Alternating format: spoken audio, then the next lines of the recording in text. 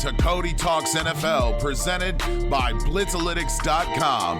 And here's your host, Cody Manning. And welcome into the Monday edition of Cody Talks NFL. Hope you guys are doing great. I'm doing good. My Colts won. As you guys can tell, I got that mop head cut off, so I'm feeling a little lightheaded in a good way. But yeah, guys, I just wanted to say welcome to the Monday edition of Cody Talks NFL. Hope you guys enjoyed your weekend, and I hope you guys enjoyed all the football yesterday. I'm going to go ahead and dive into my news segment. This week's a little heavy on the trade rumors. So basically how I formatted my show today is I got the trade rumors I'm going to go through really quick with you. One other major news topic is involving the Jets tonight. I'm going to dive into that. And then I didn't really choose a third piece of news because nothing really came out major with some of the injuries I was waiting on. Like a guy like Matt Ryan, if you're aware of that, I was wondering if that was going to come out by my show recording this morning. It didn't. And there's some other news I view it was just as equal. So I just have those ones sprinkled throughout the show for you guys today. Let me just go ahead and dive into it. I'm going to start off with the latest NFL trade rumors that I heard or came across throughout the weekend. Starting off with the Rams, obviously from my Friday episode, we know they started a trade frenzy last Tuesday. Well, it came out yesterday, this is per Adam Schefter, that the Rams actually offered Marcus Peters to the Cleveland Browns in exchange for Joel Patino. Now, the Browns have terrible offensive line problems, right? And they're one of probably their best offensive linemen right now. So obviously the Browns said no to that trade offer, and then the Rams settled for Austin Corbett.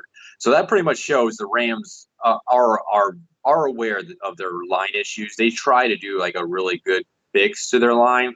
Obviously, the Browns weren't willing to give that up. So at least they addressed the position, right?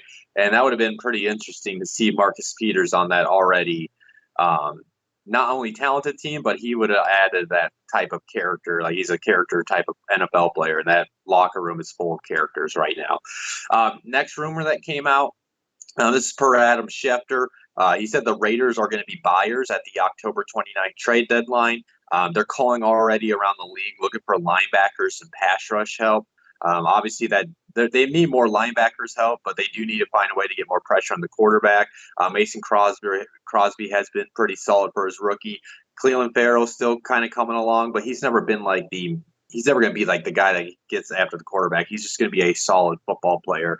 So they're still looking for help with that, especially with Arden Key dealing with his injury as well. So that's not a big surprise that they are looking for help on that. And then the next rumor kind of ties together these couple rumors, but Broncos are getting calls about Emmanuel Sanders. He's in the last year of his contract, so it makes sense. Like they have nothing to go for the rest of the season. The Broncos, the team, as we saw on Thursday, they don't have a team to contend right now. So it makes complete sense that they were to move on from Sanders and just try to collect any type of capital they can get for him. And it sounds like it's going to be a heavy amount of competition to get his services because Adam Schefter reported yesterday that there's enough teams expected to be in the wide receiver market in the days leading up to the trade deadline. Those teams include the Panthers, the Patriots, the Eagles, 49ers, and others. And I know Ben Albright reported the Saints called about Emmanuel Sanders too. So it'll be pretty interesting to see where he lands. I don't know where he goes, right? Like it makes no sense for the Panthers. That would make sense, but I just don't see that getting done. I don't see the Broncos dealing with the Patriots, and please don't send them to the Patriots. Eagles, I guess, I don't know. They really don't need wide receiver help. They need more help in other areas on that team, as we saw last night. And then the 49ers make complete sense to me. I think you'd kill it in the Kyle Shanahan system. And then moving on to the next rumor, it's the Seahawks. This is per Ian Rappaport. They're figured to be in the tight end market with Will Dissly going on. This is something we kind of assumed since we knew Will Dissly had tore his Achilles last week, and they traded Nick Vanette earlier in the season to the Steelers. They had to use some of their backup DNs as blocking tight ends in practice, and I watched that game, but I didn't actually look closely enough to see it. But the report was they might have used those guys yesterday as well in the game. So they need at least a receiving type of threat at the tight end position. I know on the fantasy football hot seat, me and Rob were talking about, that could be a potential landing spot for OJ Howard. So that's something to monitor because I'm sure the Patriots are another team that are shopping around for a tight end as well. So we'll see if they're able to get a deal done for one of the tight ends around the league. And then lastly, Vic Beasley. It came out last week that he was on the trading block. And he actually confirmed yesterday after the game that the Falcons told him that he's on the trading block. He's been an underperforming pass rusher ever since he entered the league. I always say, man, you never know with players. All it takes is a change of scheme and a change of scenery, and all of a sudden they start becoming the player they're supposed to be. Maybe Vic Beasley to the Raiders. They're saying they're shopping around a pass rush for pass rush help. Maybe they just send a late round 5th to 7th round pick for him. See if maybe he can blossom underneath them.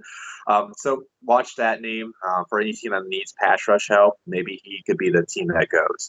And then I'm gonna go ahead and basically dive into my Monday Night Football preview, but I'm gonna start with the biggest piece of news that came out over the weekend with the Jets. Kalichi Asemele, the guard that they acquired from the Raiders in the offseason, he's having an injury dispute with the Jets. It came out from Adam Lefko that he was told by 2 doctors that he needs shoulder surgery. Now, the source told him that the Jets have been attempting to delay the surgery by sending blank and incorrect MRI images to the doctors. And that even goes as far as refusing to release worker comp forms. Now, that came out on Friday, and then Asemele told reporters that he played in pain through the first 3 games, took painkillers prescribed by the Jets, and needs surgery to repair a torn labrum. Now, the report is the Jets believe Asemele, when they knew this pre-existing condition, and they believe that he can play. They say that he's been cleared by team doctors and an independent doctor. So we're in kind of like a he said type of thing right now. But if a player does need a legit surgery, that's something that health is nothing we want to mess around. The NFL is harping on keeping NFL players safe. Player safety is like one of their number one priorities. And this is like the 3rd instance this season with offensive linemen. Think about it. Trent Williams and Redskins, he's been holding out this whole time because of it. I talked about on my Friday episode of Cody Talks NFL about Cordy Glenn and the Bengals are getting into it over his concussion, a similar situation as Asemele and Williams, and now the Asemele issue.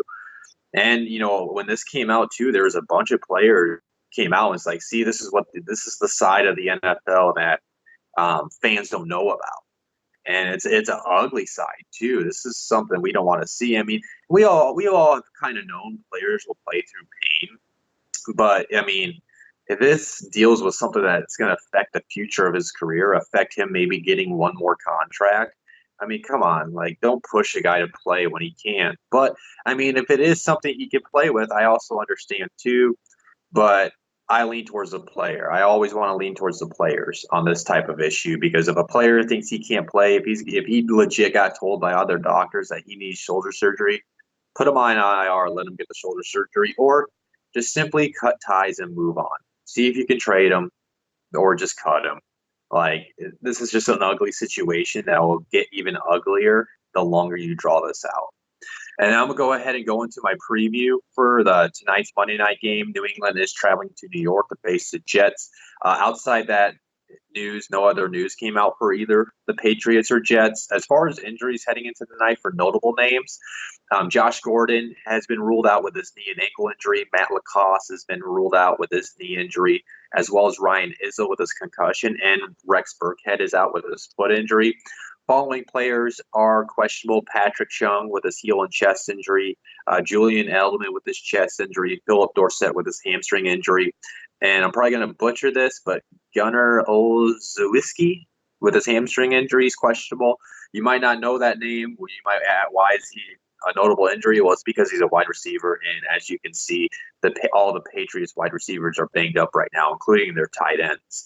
And then as far as the Jets, man, they are. When I put this together last night, I couldn't believe how banged up they are. It seems like they know how Thanos was after he snapped and made everybody go half away, and his whole arm was. It seems like they did a snap just to beat the Cowboys, and their whole team is depleted right now. No surprise, though. Kalichi Assembly was listed as doubtful. Henry Anderson's doubtful with his shoulder, as well as Kelvin Beachum with his ankle, Chris Herndon with his hamstring, and Neville Hewitt with his neck and knee. All those guys won't be playing more than likely. Since with the doubtful status, the following guys are questionable. Daryl Roberts with his ankle injury, Ryan Khalil with his shoulder injury, and then Steve McClendon is, Ryan Khalil is questionable with his shoulder injury. Steve McClendon, questionable with his hamstring injury. Demarius Thomas is questionable with a hamstring injury. Brian Winters with a shoulder and knee injury. And then Alex Lewis is questionable with his neck injury, and he is actually the backup for Assembly. It's done a pretty solid job in filling in for him. So as far as how I think this game's going to go, I ain't going to lie, guys. I kind of was teasing on Friday that I thought maybe the Jets could come in and pull it off, divisional matchup. I don't think the Patriots offense is looking that great. I was thinking with the more than likely return to C.J. Mosley, that could give that much needed boost for their defense. But after seeing all that injuries on their team, the Patriots are the Patriots. I'm dumb if I don't pick the Patriots, right? I'm going to take New England in this. I think New England handles their business. As we saw, though, with that Bills and Jets game yesterday, divisional matchups are kind of hard to predict, and they can end up being closer than what we think it can be. So I'm going to say the Patriots win. I say they win by – I still think they can win by a touchdown, about 7 points. But I think the Jets offense does have what it takes to keep it somewhat interesting. I just think all those injuries are going to catch up to them. But I think with also all the injuries to the Patriots offense, that gives the Jets a chance to be in this game. But I still, obviously, I'm going to pick New England. I trust, obviously, Tom Brady and Belichick over Adam Gase. I don't want to say Adam Gase and Sam Darnold. Jury's still out on who Sam Darnold could be as a player. I'm still, obviously, even after them beating the Cowboys last week, I'm still not the biggest believer in Adam Gase. But I got Patriots winning by about 7. And we'll see, though. You never know with these divisional matchups. And I'm going to go ahead and head into updating any news on the teams that played on Thursday night and the bye teams for this past week. As far as starting with the teams that played the Thursday night game, I'm sure if you're a Chiefs fan, you're warning about Patrick Mahomes. Well, the report came out yesterday. This came from Chris Mortensen that he said Mahomes said he feels good, and he believes himself that he should be considered week to week. And then that was in result because of Adam Schefter reported that Mahomes could return within the next 3 weeks. I understand the optimism, but guys, I want to say this to, first of all, the Kansas City Chiefs organization. Second of all, to Pat Mahomes, because I don't want him, because I know players want to push through injuries, want to play, kind of what I talked about with Assembly, but don't rush this thing. Be safe. Make sure you're 100% healthy, because the last thing the NFL, the KC fan base, and let alone the NFL fan base, because unless you're a fan of AFC West team, it's kind of hard to hate Patrick Mahomes. So let's not create an RG3 situation where you're rushing him back. The Raiders lost yesterday. The Chargers lost, and honestly, the Chargers have nothing going for them. And I don't think the Raiders got what it takes to climb back out of this and try to win the AFC West. So you guys, as long as the Raiders and as long as the Raiders and Chargers also don't start winning, like, you can kind of push back every week on Mahomes returning, because they got a good hold of the AFC West right now. Don't push it back, especially with the Packers and the Vikings the next 2 weeks. Let's see how these next 2 weeks go. If you guys still got a good hold of the AFC West, sit them out. I still think they should wait until the bye week, but we'll see. We'll play this, but obviously we're going to play this by week, and we'll see if I have any type of update for you guys on the Friday episode. With the Broncos, no news came out with them. As far as the bye teams for the Panthers, Browns, Steelers, and Bucks, outside of any of those teams were included in the NFL trade rumors, no news came out with those teams as well. So I'm going to go ahead and dive into the first part of the Sunday games that went on. Miami and Buffalo. Buffalo handled their business. They won 31-21 against the Dolphins. This actually was a lot closer throughout the game. It actually got to the point where the Dolphins were winning. They were moving the ball with Fitzpatrick. One of those, like I mentioned earlier, divisional matchups can be kind of questionable when you head into it, because like you think like the Bills would dominate, ended up having a chance where they had to fight back, take the lead. And then when Miami was trying to come back, I don't know if you guys saw this, but they tried to onside it, and Micah Hyde saved anybody that streamed their defense like I did most of the leagues, and caught the onside kick and took it for a touchdown. So yeah, Bills handled business. Their offense still needs to work out some kinks. You can tell they're working out through some things, but at the end of the day, they won. A win is a win. They're sitting at 5-1. No news or injuries came out of it with the Dolphins. As far as the Bills, Kurt Coleman, their safety, did leave with a hamstring injury. As far as how I feel about these teams, though, Dolphins 0-6. It's going to be a repetitive story when I talk about them, guys. They're tanking. They're destined for a top one, if not top two pick. It looks like they're in a battle, quote unquote, with the Bengals for the number one pick right now. There's nothing really to take from them, man. The Dolphins are going to be a team I'm really going to have to see how they handle their offseason before I have any belief in them. But you got to give them credit, though. They did come out and fight. They did show some effort to try to win this game. As far as the Bills, though, sitting at 5-1, the Bills offense just needs to work out those kinks. I need a more of a complete game out of Josh Allen, because obviously, as we saw yesterday, that they can't depend on that defense at all always to save them. Now that defense did save them. The Dolphins were driving. Tre'Davious White had a great diving interception at the 1 yard line when the Dolphins were about to score and even build upon their lead. So, I mean, but they can't depend on that every week. That offense does need to put it together so they can prove that they are a legit threat to go on a playoff run when it's all said and done. But they're 5-1, so they got to take that as a win, and a win is a win. So I'm gonna go ahead and move on to the next game. Jacksonville did travel out to Cincinnati and face the Bengals. There are some news and notes from each team over the weekend. Now, first of all, the Jaguars did win this game. They won 27-17. Jaguars are now sitting at a 3-4 record, while the Bengals dropped to 0-7. As far as news for the Jaguars over the weekend, touch upon like some final Jalen Ramsey notes. Adam Schefter said that 3 doctors did clear Jalen Ramsey's back injury. He said that Shad Khan's final straw came when he talked to Ramsey, and the player indicated that he would not play against New Orleans, or came when he said that he told him he would play against New Orleans, and then he didn't. So Khan was fed up with the situation and wanted to just move on from him. It was reported that Philadelphia, the Eagles, only offered a first and second round picks, not what the Rams offered.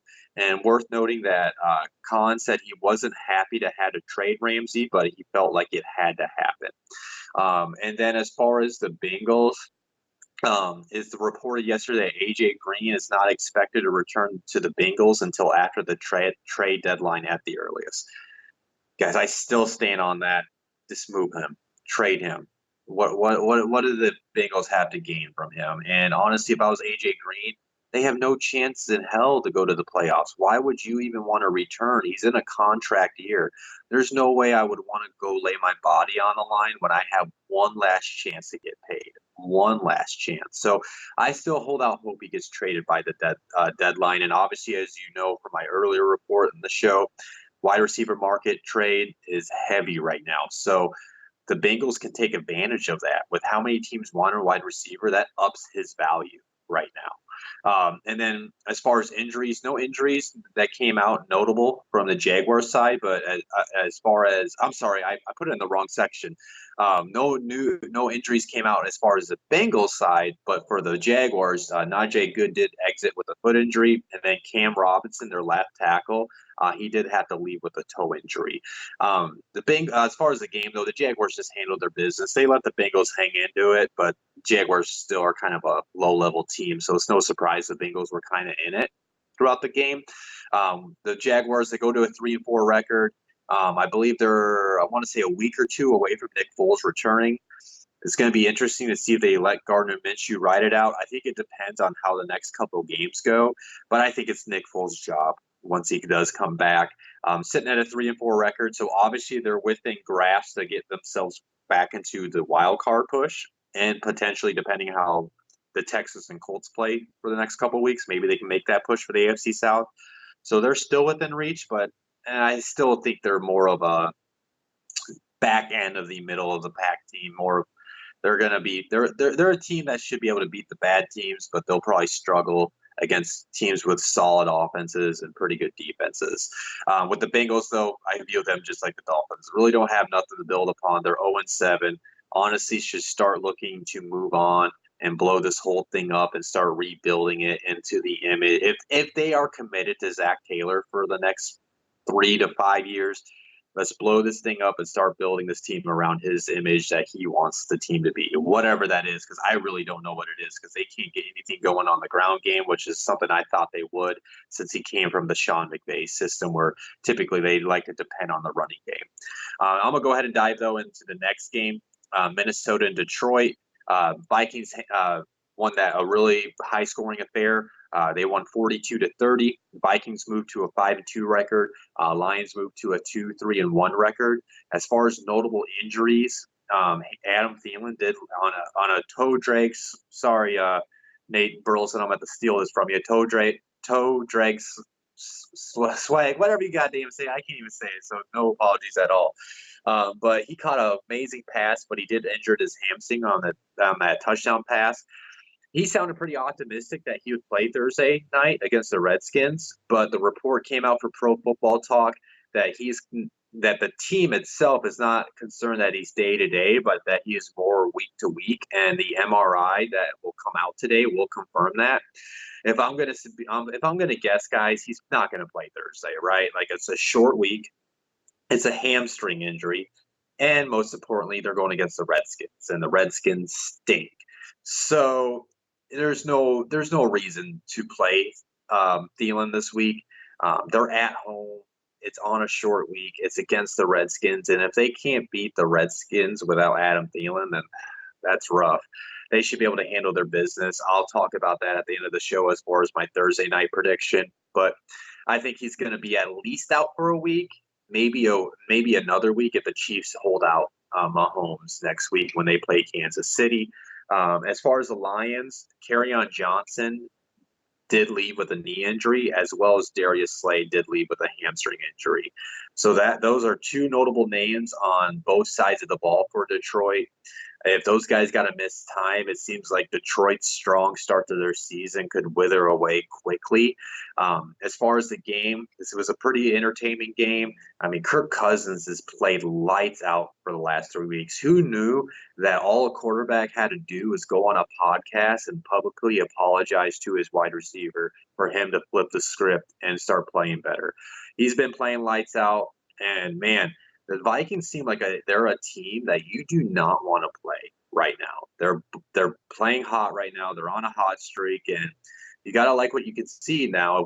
Let's see if we can keep on seeing this, right? Like with the Vikings and Kirk Cousins, they've been a team that's been streaky, but then they have their bad weeks. So it's 3 weeks in a row. Let's see if they can continue this run. But I really like what I'm seeing from the Vikings. As far as the Lions, man, they're a team that's going to be competitive every week.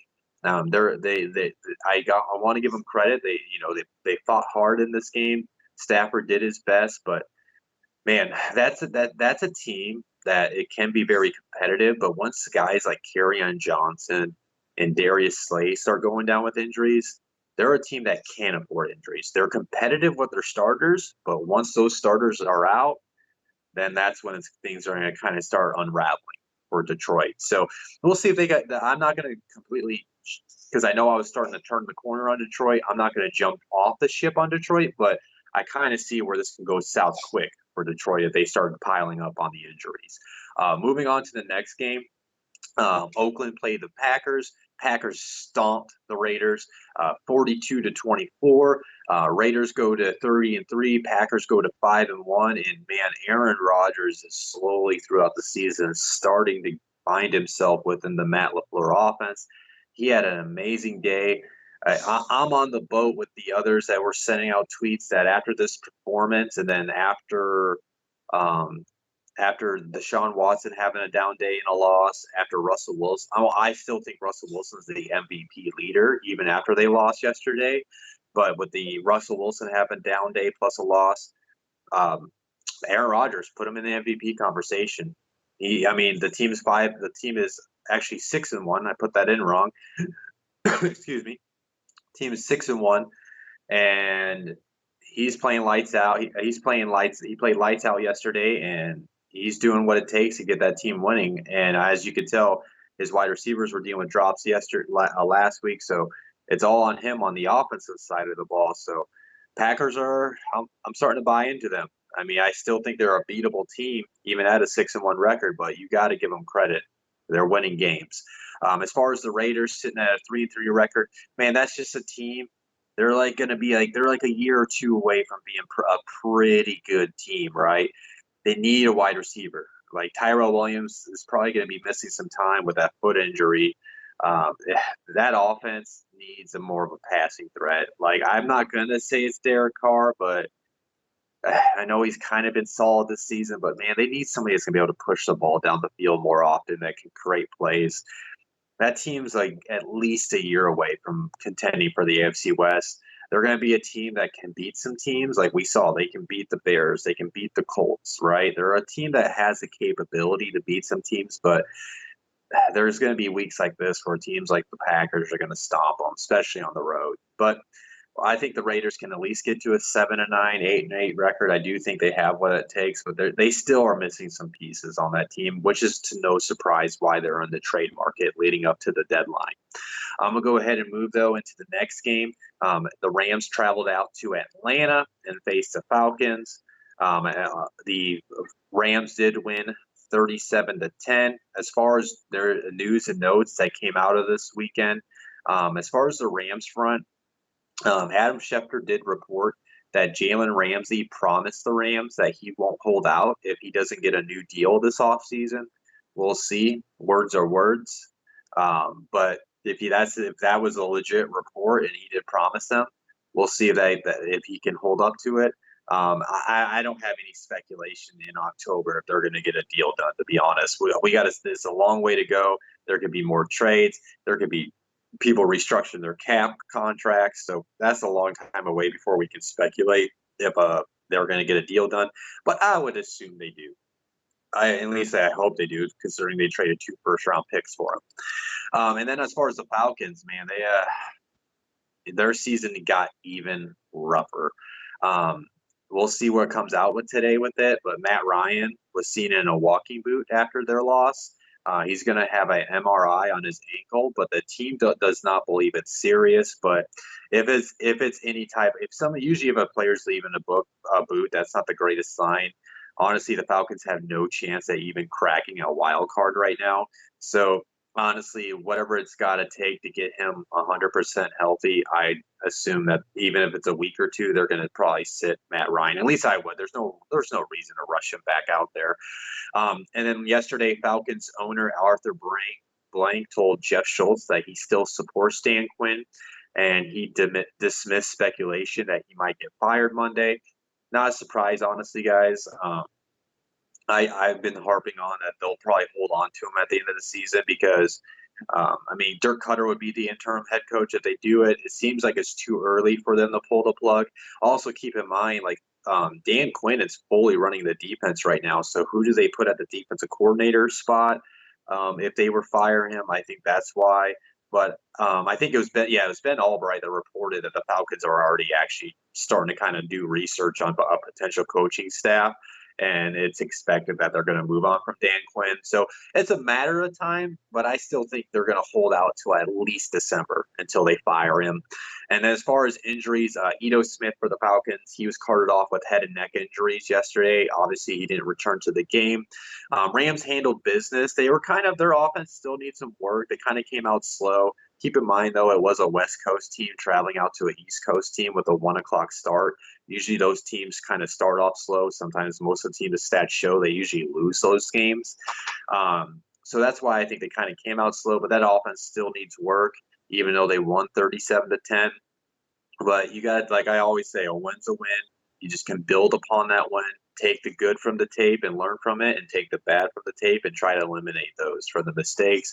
Ramsey made an immediate impact in the game. He didn't completely shut down Julio, somewhat held him down, and he did force a fumble in that matchup. So that was already provided a win, and they did. I'll touch upon it when I talk about the Ravens Seahawks later, but they already got some help from another trade too. But yeah, they're sitting at a 4-3 record. I believe the Rams have the Bengals next week, so they can just keep on stacking these wins and win against the teams they're supposed to win, then they'll be in position to try to make a push for the wild card. And then obviously they're going to hope their 49ers can start dropping some games, as well as the Seahawks too. As far as the Falcons, 1-6 guys, they're seems like they're destined to be. See, the thing is with Matt Ryan, I still think they can kind of start winning some games, but I still think they're going to be in a top 10 pick, but they should be like a top 5 pick with how bad they're playing. But I still think they got the offensive talent where they can squeak out some games and they'll end up pushing themselves out of the top 5 into a top 10 type of pick. I'm gonna go ahead and move on to the next game. Of course, I'm gonna be happy to be talking about this one. But the Texans and Colts won a really good AFC South matchup. They won 30-23. Colts go to a 4-2 record. Put that in there wrong. And then the Texans went to 4-3. As far as no news or injuries for the Colts out of this game, the Texans did get pretty banged up. Will Fuller did leave early in that game with a hamstring injury, and Tashawn Gibson suffered a back injury in that matchup. It was a pretty good game. They tried to force Jacoby Brissett to beat him, and Jacoby Brissett beat him. Because they really didn't get the running game down. They kind of just beat him through the air, picked them apart throughout the game. As far as this, though, yeah, the Colts now are leading the AFC South. They're sitting at a 4-2 record, coming off a bye week, and the Colts gotta love that they are able to come off the bye week, coming off back-to-back wins over the Chiefs and Texans, and their next 4 matchups are like against the Dolphins. It's against the Broncos, Dolphins. It's like against teams that don't have over 500 records. So they're in prime position to go after that number 2 seed. So they got to love from that. As far as the Colts aspect, they are in position to go at the number 2 seed to try to fight for that first round bye, and of course win the AFC South. As far as the Texans, they're sitting at a 4-3 record. They're still a good team, guys. Deshaun Watson's still a good player. This loss was not because of him. That pass defense still needs major work for the Texans. They were getting pressure on Jacoby, but he was just delivering the ball. They need more help in that secondary. It didn't help that Bradley Roby was missing the game, and eventually Gibson got hurt. And I believe Joseph got hurt too at some point. I believe he ended up returning. But yeah, as far as the Texans, they're still a playoff caliber team. I mean, there's still enough time left in the season where they can still win the AFC South. It always depends on how these games go. So they're still a team to contend with, but I always question Bill O'Brien's decisions. Obviously, I watched this game pretty closely, but at one point of this game, the Colts had a 28-23 lead. The Texans had them back. The Colts backed up against their own. The Colts had the Texans backed up against their own end zone, and the Texans had a punt. There was roughly around like 3 minutes left. It was a 28-23 lead. You would think they would punt the ball and try to hold the Colts to try to force the Colts to punt, ideally, right? This is what happened. Texans wasted a timeout. So they went down to 2 timeouts, okay, which was kind of concerning. Like, why are you going to waste a timeout then punt it when you need the timeouts to get the ball back? And then Bill O'Brien had his punter run out of the back of the end zone. So he just gave the Colts 2 points. So that's a 30-23 lead. Now, they end up punting to the Colts. Colts end up running down some clock, of course. Now, the Texans did get the ball back, but they got the ball back with no timeouts left, hardly no time left because of that. And then it ended up being on a pass, kind of a high pass, went off QT's hands, and Darius Leonard made it. Go look it up. Darius Leonard, in his return from his injury, made an amazing interception to close out the game, and a one hard-ass stiff arm to Kenny Stills' tackle attempt. It's pretty cool. But yeah, Colts handle business, man. We'll see where this goes forward, but the Colts got to like their chances of number 2 seed. But the Texans still have a chance, obviously, not only at the wild card position, but they still have a chance to win the AFC South, depending on how these games go throughout the rest of the season. Moving on to the next game, San Fran traveled out to Washington and faced the Redskins. And this was the slip and slide matchup of NFL history. It was just kind of cool. It just was pouring down rain all day. Any highlights I saw, players were just sliding around the field. Go check out Nick Bosa's final sack at the end of the game. After he sacked Keenum, he just went and slid, and he literally slid for like 10 feet, it seemed like. It was pretty cool to see. The teams basically opted to run the ball all game because there was nothing you could do with how it was. I don't know.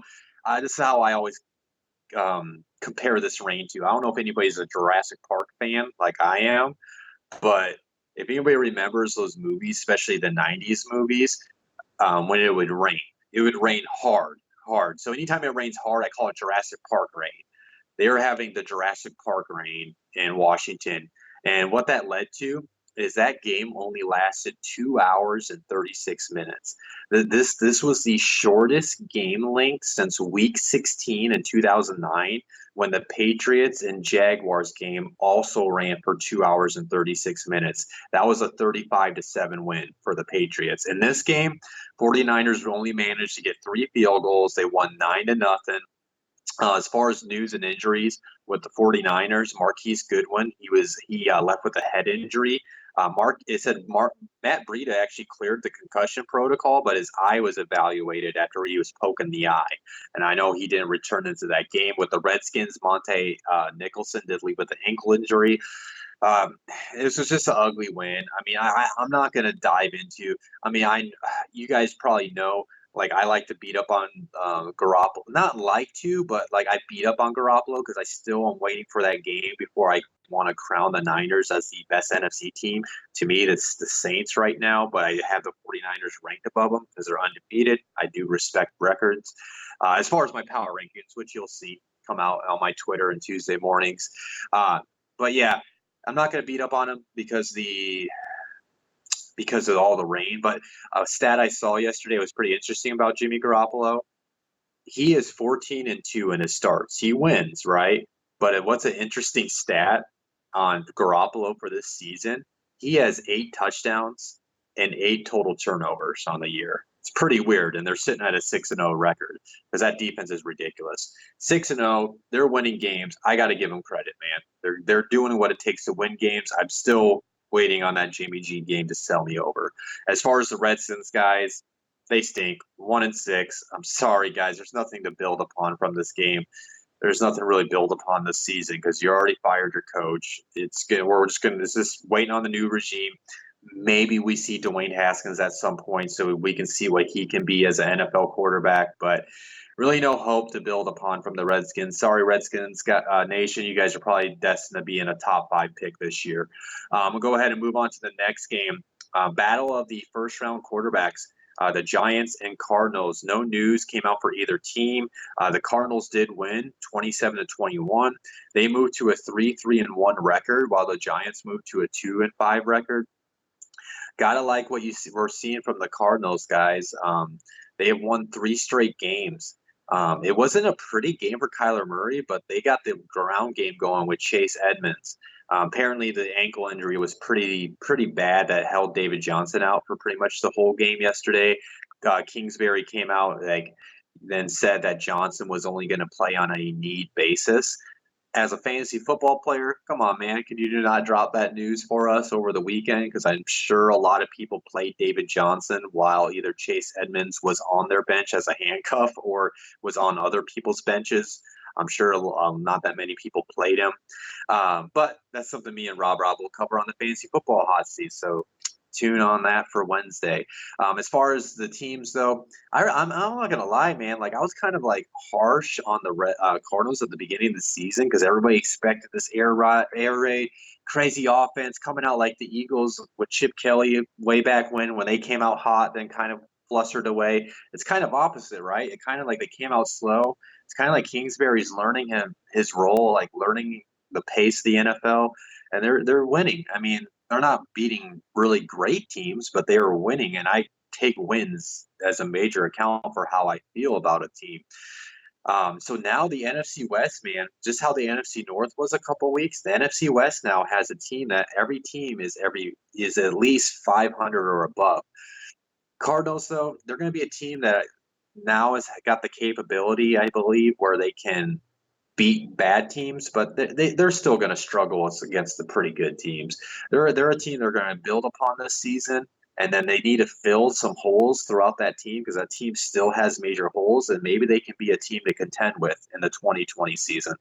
As far as the Giants, though, they put up a fighting effort. Daniel Jones had a very down day, a very rookie day. It's going to be a roller coaster of the season with Daniel Jones. He is a rookie quarterback. He's going to have great games. He's going to have some mistakes, and he's just got to understand that. But they still have holes on their team too. Kind of like the Cardinals.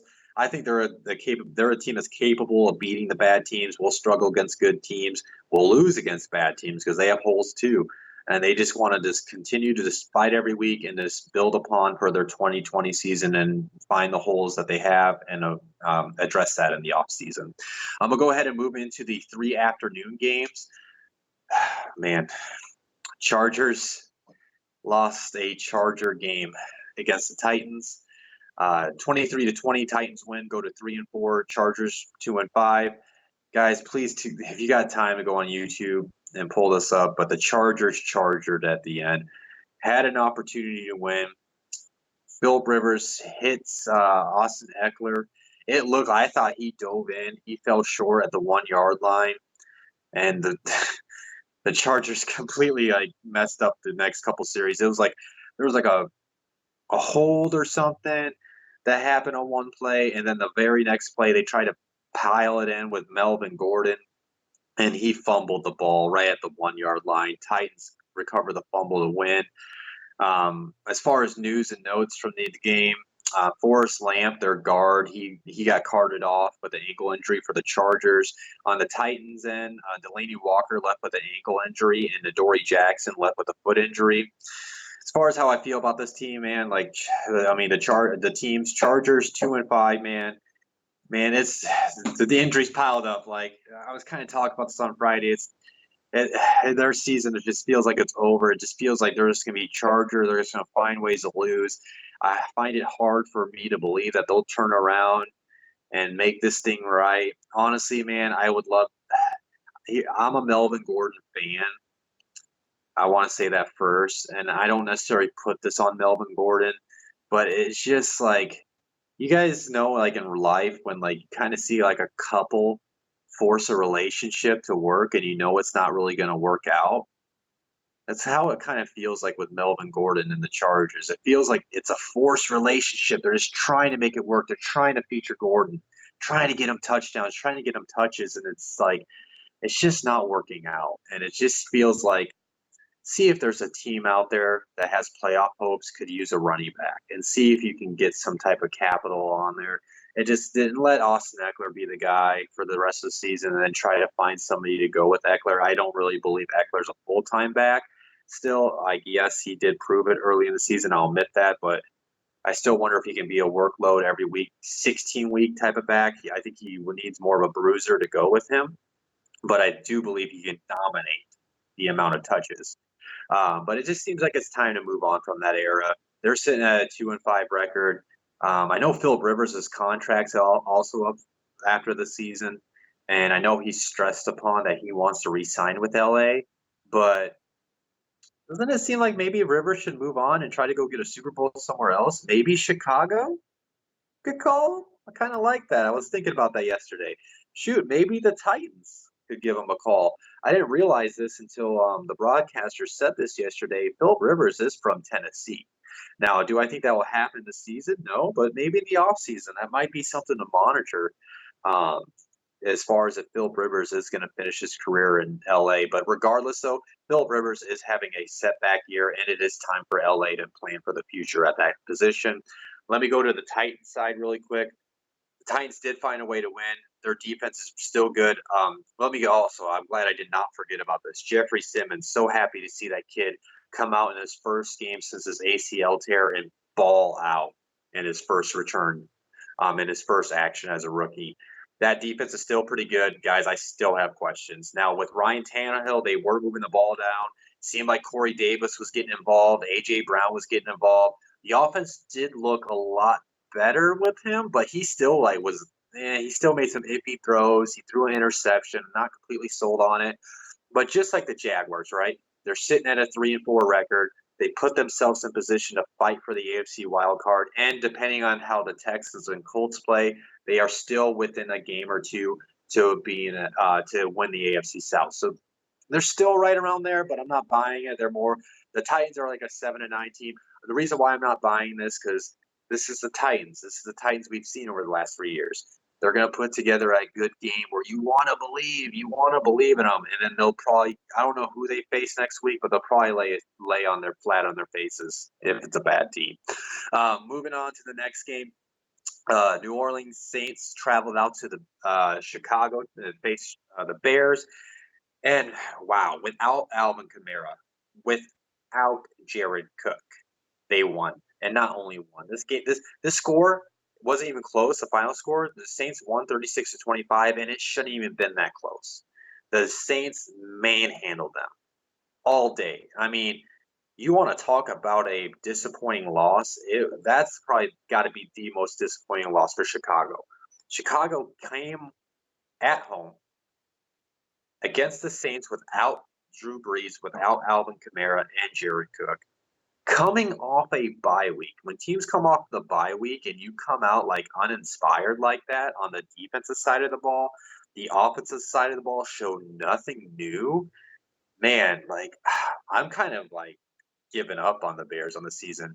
That Bears defense is about the last couple of weeks. They're broken as much as Mitch Trubisky's quarterback mechanics right now. And speaking of Mitchell Trubisky, I don't know if he's the guy. I mean, we've already kind of been suspecting that for a while. So I don't want to I hate saying a guy's not the guy, but when it's in his third season, you got to start showing some promise in your third season. And it's kind of looking like they need to start looking into other options. And a stat, this is a pretty crazy stat that came out on the Bears.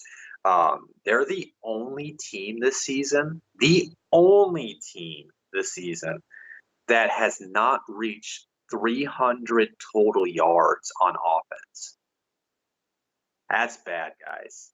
I mean, I don't care who's your quarterback. Look at the Bengals and Dolphins got at least 300 yards in offense this season. That's telling.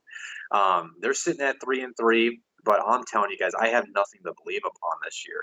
I think they're going to lose some games. Maybe they squeak out some games against some bad teams, but I have no promise for Chicago going forward unless that offense all of a sudden clicks just like that and everything starts coming together. But that better happen this week because the NFC is too tough for a team to sit at a 3-3 record playing that bad on offense.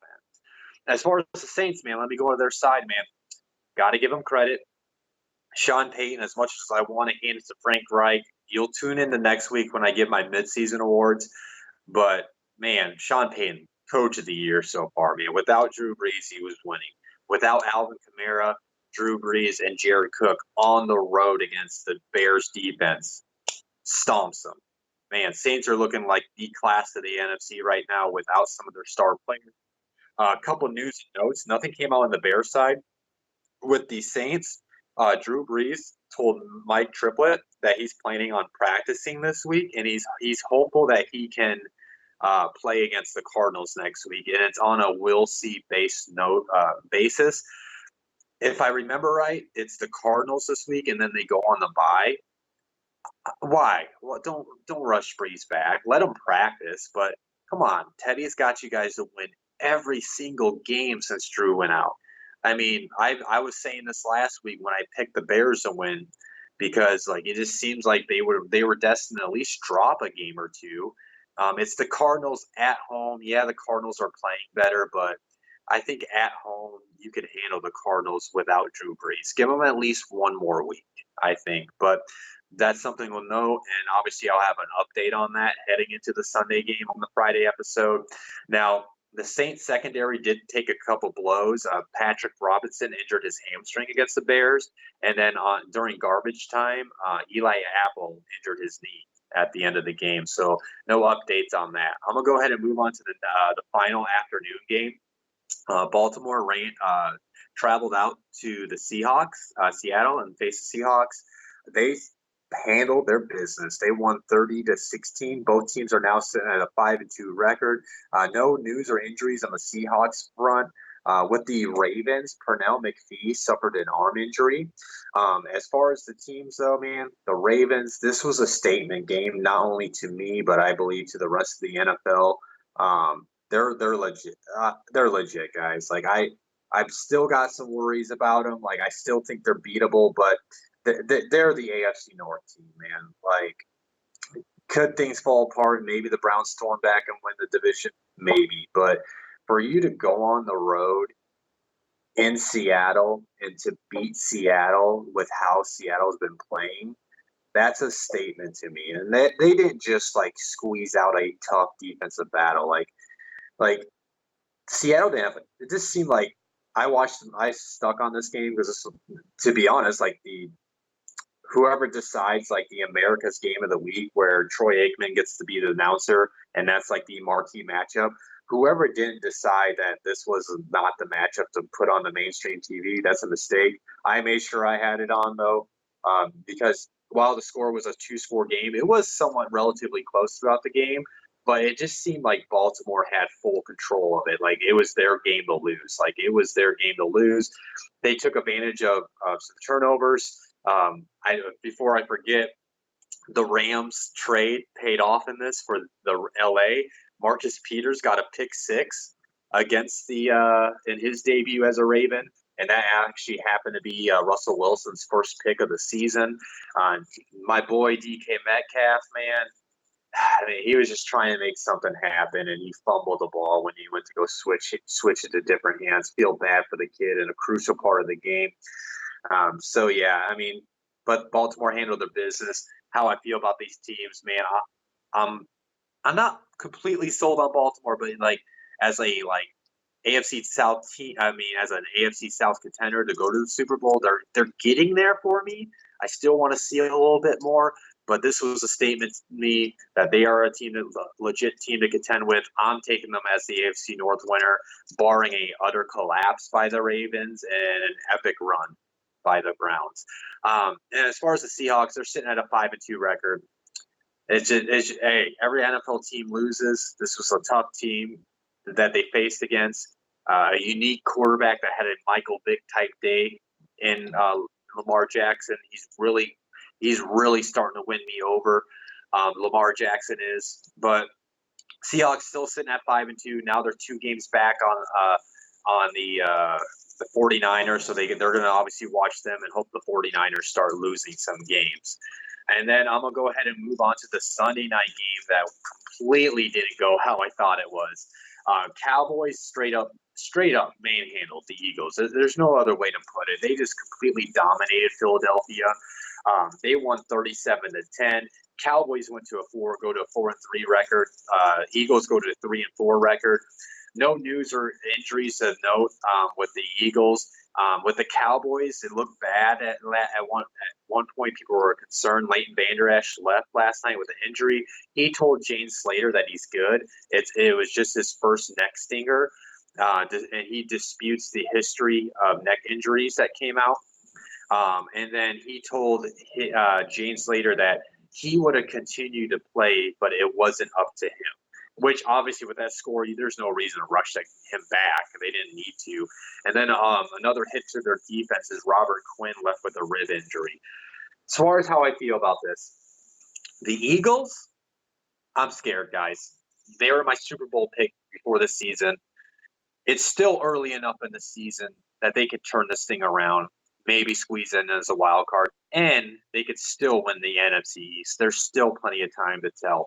But this is a team that does not have an identity on their offense. Who is this team on their offense? Are they a running team? Are they a passing team? What are they on offense? I don't know. I didn't report this on my Friday episode because I tried not to read into anonymous sources too much. But Josina Anderson did come out last week, and there was a player supposedly on the offensive side of the ball that questioned Carson Wentz's ability, not necessarily ability, but playing style, I guess you would, decision making, looking to Zach Ertz too much, I guess was the quote. I don't have it directly in front of me, because to me, the anonymous player, that easily could be somebody like Alshon Jeffrey, or it could be immediately, that could be a practice squad player that's just giving his opinion. That's why I don't read into it too much until last night. That team looked like that offense looked so dysfunctional. If you remember, if anybody watched the game, like Carson Wentz threw a bomb to Nelson Aguilar. Aguilar could have dove and tried to caught that ball, and he didn't. Like, and that was at a point in the game where the Eagles could have put themselves back into position to try to win the game. It just seems like there's something going on with that offense where I'm starting to feed into those rumors, and I'm not saying blow this thing up yet. They're still sitting at 3-4. Howie Roseman's known for being an aggressive GM, so they could make some moves ahead of the trade deadline and like get some changes. This is a team that could still go on a roll and win the NFC East, but it's also a team where I'm like, man, there's some straight up dysfunction that seems like going on within that locker room, and if they don't correct that, things can go south very quick for the Eagles. But I still think they have what it takes to turn this around. Now, let me go give credit for the Cowboys, guys. I did not think this was going to happen with the Cowboys. I thought the Cowboys were set to look like the Eagles after this game, and you started getting questions about Jason Garrett. They came out to play, but let me say this: like, yes, they came out to play. Now, is this the Cowboys team we're going to see? Because if this is the Cowboys team we're going to see, that gets me back on that bandwagon where it's like, man, this team can win a Super Bowl. This team can be a threat in the NFC. But is this the Cowboys team that's going to come at – they're on a bye week this week. But is this a team that's going to come out of the bye week and lay flat on their faces and play bad against a bad team or start losing again? I'm not going to completely say they're fixed, but they got something to build upon. They're sitting on top of the NFC East, and if this is a team that we can see week in and week out, they will be a team to contend with. But let me see that until I believe it. But I want to give them credit. They handled their business. They manhandled the Eagles, and they're sitting on top of the NFC East. They look like they are the NFC East team to contend with this season. Now we'll go ahead, guys, and move on to my prediction for the Thursday night game, since you won't hear from me until Friday. Washington is traveling out to Minnesota. As far as how I think this game's going to go, even without Adam Thielen that I talked about earlier, the Vikings should handle their business. The Vikings defense is something – they play a lot different at home compared when they're on the road. So I expect they're going to get after Case Keenum. They're going to bottle up Adrian Peterson. They're going to force turnovers. That offense is really gelling right now. The Washington Redskins pass defense is terrible. So I think the Vikings walk all over them. I think they should win 10-plus points. The only way, I always like to say there's always a story for people to win. The only story that this would win is like the ultimate Case Keenum and Adrian Peterson revenge game, and they just go off against them. But I feel like I'm talking out of my ass with that statement. So I got the Vikings handling business on Thursday night. They should handle business and win, like I said, at least 10-plus points. And then let me see here. Rob, and if you're a new listener, my producer that helps me make sure I have no audio issues when I record this, and it helps me put this all together and makes me look great. Rob, he always has a question for me at the end of the episode that I am never prepped for. And his question today: with all trade rumors, what could be the trade, player, and team that would make most impact on the playoff race? Let me give me a second. I'm gonna scroll back up to the rumors. Okay, let me start off like the wide receivers, right? Like, because there's no names out there for sure outside wide receivers like Emmanuel Sanders and AJ Green. Like, let me say this: if the 49ers can get an Emmanuel Sanders or AJ Green on that offense, like that type of trade would like help them, in my opinion, pretty much go make a push to seal the NFC West, and not only seal the NFC West, but seal the number one seed in the NFC. But also, I think if you would go to other teams that could influence that, like if one of those guys go to the Eagles, that helps push their edge to push them over the edge where maybe they can get back in the thick of things and go after the NFC East. Trying to think of teams that maybe could need the Packers. The Packers could need help at the wide receiver position. If they get an Emmanuel Sanders, if they get an AJ Green, that could help them push the edge over, because the Vikings are breathing on their neck for the NFC North. And obviously the Bears and Lions can turn things around too, but the NFC as a whole is going to be so hard to win the wild card. So if the Packers want to make sure they're in position not only to win their division, but to be in position to make sure they at least lock up a wild card if they can't win their division, maybe that's a team that makes a trade. It's going to be very interesting to watch over these next couple of weeks to see where teams go. But I think if there's a thing, if there's a trade that can impact it, I do view it like an AJ Green trade, an Emmanuel Sanders trade. I mean, the reason why is look at our example from last year. If you guys don't remember, remember the Cowboys looking like they're going to miss the playoffs, looking like Jason Garrett was going to get fired, and they traded him for Amari Cooper, and that was an immediate impact for the Cowboys. Turned around the whole season. They went on a run, won the NFC East, and made it to the playoffs. And then other than that, guys, I want to go ahead and thank you guys for tuning in. If you've been a weekly listener, thank you guys so much. If you like what you hear today, please hit that like button, hit subscribe so you can make sure that you get all of our Blitzalytics content on the YouTube channel. Now, also, if you are on the YouTube channel and you only want to listen to the audio version for whatever reason, please subscribe to the Blitzalytics Podcast Network. We're on all major podcast platforms. If you're on the Blitzalytics Podcast Network, you're a listener, you want to check out our YouTube, go over to our YouTube and look up Blitzalytics. That's where you'll find the video version of this.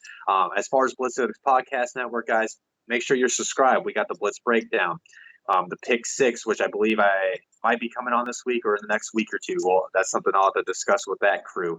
And then, of course, the Fantasy Football Hot Seat. That's my fantasy football podcast with my wonderful producer of this show, Rob. Guys, please tune in for that. Me and Rob, we've been money with that.